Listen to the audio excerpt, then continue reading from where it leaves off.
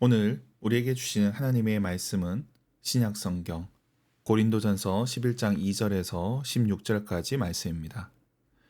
고린도전서 11장 2절에서 16절까지 말씀을 봉독하겠습니다. 너희가 모든 일에 나를 기억하고 또 내가 너희에게 전하여 준 대로 그 전통을 너희가 지킴으로 너희를 칭찬하노라.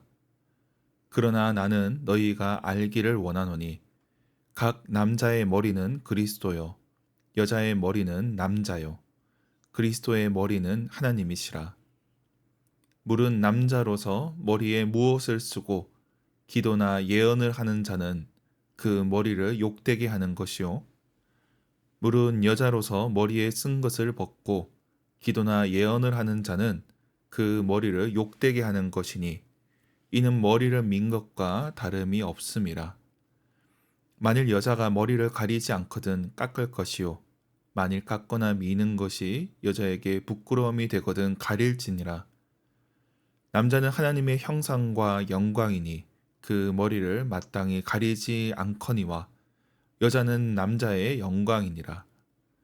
남자가 여자에게서 난 것이 아니요 여자가 남자에게서 났으며 또 남자가 여자를 위하여 지음을 받지 아니하고 여자가 남자를 위하여 지음을 받은 것이니 그러므로 여자는 천사들로 말미암아 권세 아래에 있는 표를 그 머리 위에 둘지니라. 그러나 주 안에는 남자 없이 여자만 있지 않고 여자 없이 남자만 있지 아니하니라. 이는 여자가 남자에게서 난 것 같이 남자도 여자로 말미암아 났음이라. 그리고 모든 것은 하나님에게서 났느니라. 너희는 스스로 판단하라. 여자가 머리를 가리지 않고 하나님께 기도하는 것이 마땅하냐. 만일 남자에게 긴 머리가 있으면 자기에게 부끄러움이 되는 것을 본성이 너희에게 가르치지 아니하느냐. 만일 여자가 긴 머리가 있으면 자기에게 영광이 되나니 긴 머리는 가리는 것을 대신하여 주셨기 때문이니라. 논쟁하려는 생각을 가진 자가 있을지라도 우리에게나 하나님의 모든 교회에는 이런 관례가 없느니라. 아멘. 매일 성경 순서에 따라 고린도전서 11장 말씀 살펴보겠습니다. 고린도전서 11장부터는 공동체의 예배와 은사의 문제를 본격적으로 다룹니다.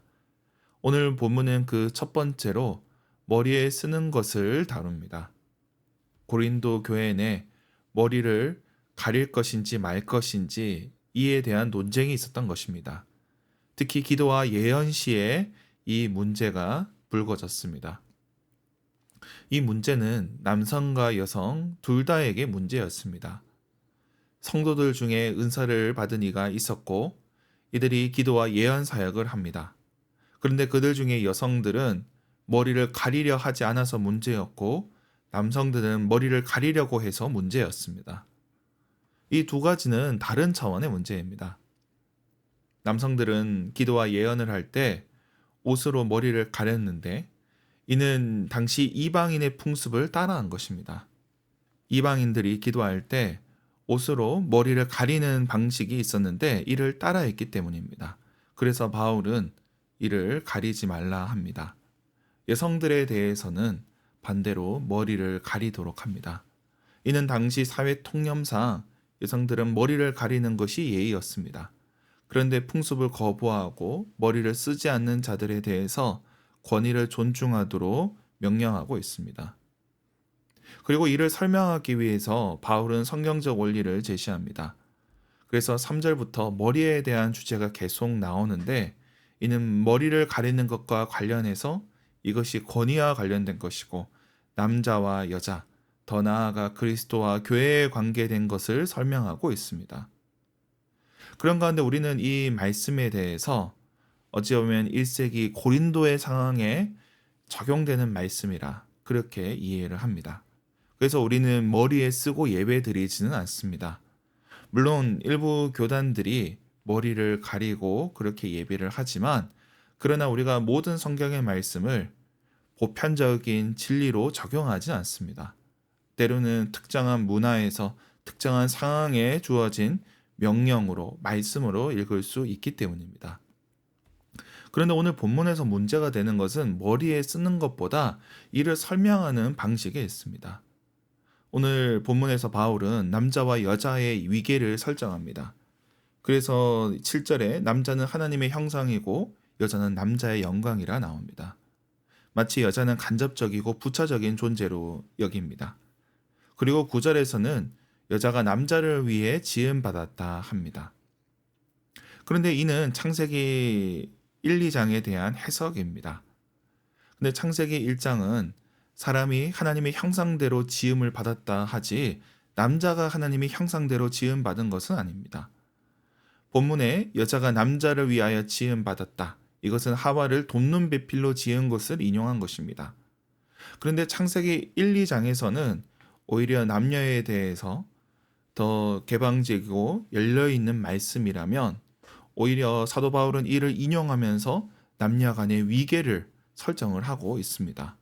물론 11절과 12절에서 이를 보완하려 하지만 그러나 논증 과정에서 제시한 위계는 사라지지 않습니다. 그렇다면 이 말씀대로 남녀 간의 위계가 있으니 여자는 부차적인 존재이다.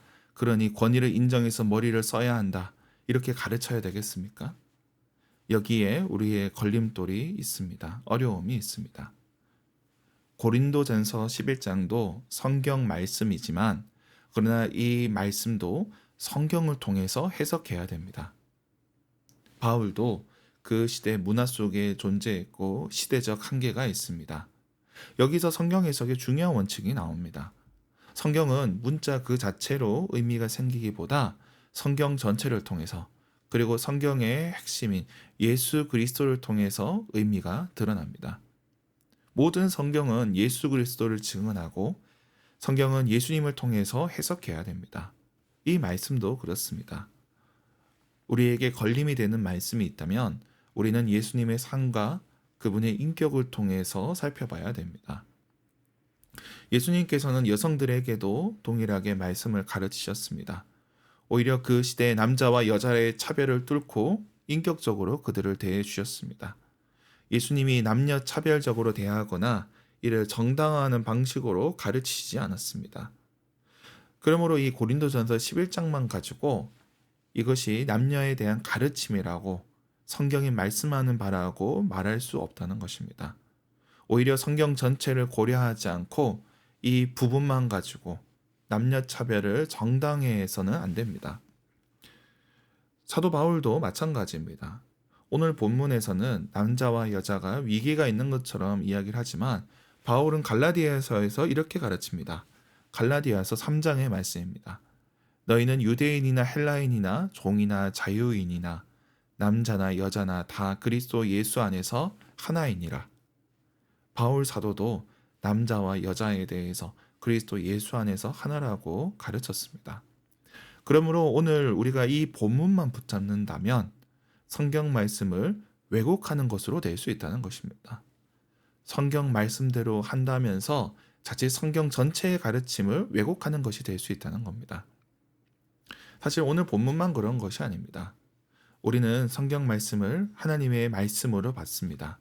그러나 동시에 그 말씀을 받은 자들, 기록한 자들의 한계가 있음도 고려해야 합니다. 그래서 과학적으로 보면 틀린 부분도 있습니다. 또 사실관계에서 모순되는 부분도 있습니다.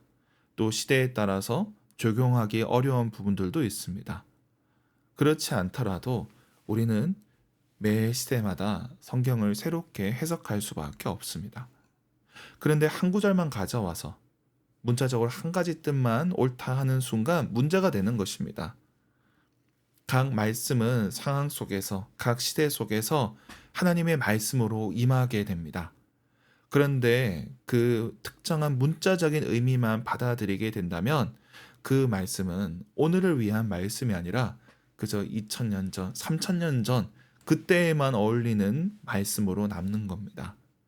살아있는 말씀이 화석이 되어 버리는 것입니다. 그래서 말씀을 읽을 때 성령의 조명이 중요합니다. 우리는 말씀을 문자로만 읽는 것이 아니고 성경을 이해할 수 있도록 성령의 도우심을 구해야 한다는 것입니다. 말씀을 그렇게 계속해서 새롭게 해석해 나가는 것은 각 시대 속에서 하나님의 역사를 인정하는 것입니다.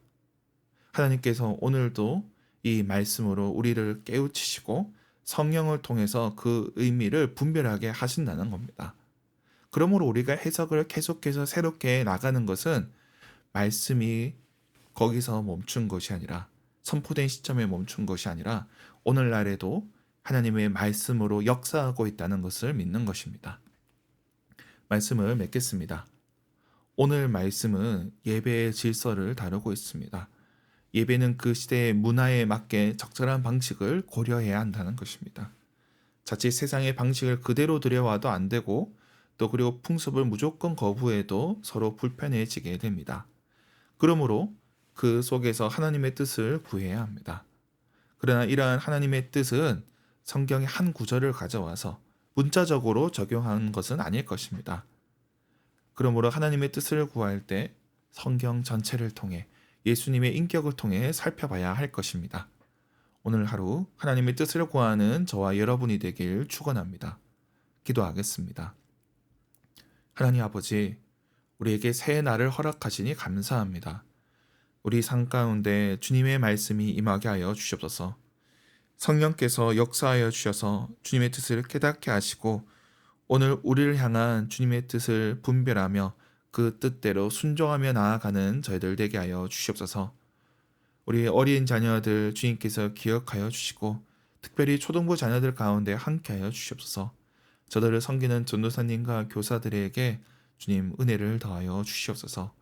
우리 가운데 연약한 지체들 기억하여 주시고 저들과 함께하여 주시옵소서. 또한 우리 청년들 만남을 놓고 기도하는 이들이 있습니다. 믿음의 가정을 꾸릴 수 있도록 주님께서 저들 가운데 은혜를 베풀어 주시옵소서. 태의 열매를 놓고 기도하는 가정들이 있사오니 저들에게 생명을 허락하여 주시옵소서. 일자리를 놓고 기도하는 이들도 있습니다. 주님께서 저들에게 합당한 일자리를 허락하여 주시옵소서. 오늘도 각자의 삶 속에서 주님의 도우심을 경험하게 하시고 주님의 뜻을 이루어가게 하여 주시옵소서. 감사드리며 예수님의 이름으로 기도드립니다. 아멘.